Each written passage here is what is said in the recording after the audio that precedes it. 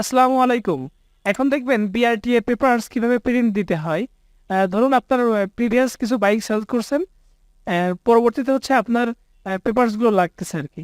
তো আমাদের সফটওয়্যারের মাধ্যমে আপনি ৪-৫ জায়গা থেকে আপনি এই পেপারসগুলো প্রিন্ট আউট দিতে পারবেন। তো প্রথমে একটা জিনিস দেখাই, সেটা হচ্ছে কাস্টমার্সে গিয়ে আপনি হচ্ছে কাস্টমার্সের নাম বা ফোন নাম্বার আপনি এখানে সার্চ দিবেন। সার্চ দিলে এই যে চোখের যে বাটনটা আছে, এই চোখের বাটনটাতে ক্লিক করবেন। ক্লিক করে এই যে অ্যাকশনে যে প্রিন্ট বাটন আছে, প্রিন্ট বাটনে ক্লিক করলে দেখবেন যে আপনার যাবতীয় পেপারগুলো সব চলে আসছে।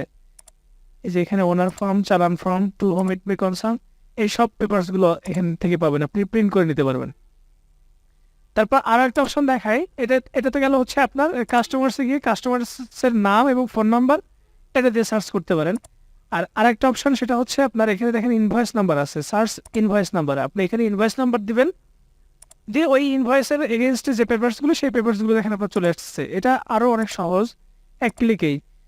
এরকম হইতে পারে যে আপনার কাছে ইনভয়েস নেই, কাস্টমারের নেম নেই, আপনার কাছে ইঞ্জিন চ্যাসিস আছে। তাহলে আপনি এই যে এখানে দেখেন হোম মেনুতে গিয়ে সার্চ চ্যাসিস নাম্বার, দেখেন শুধু চ্যাসিস নাম্বার দিয়ে দিবেন।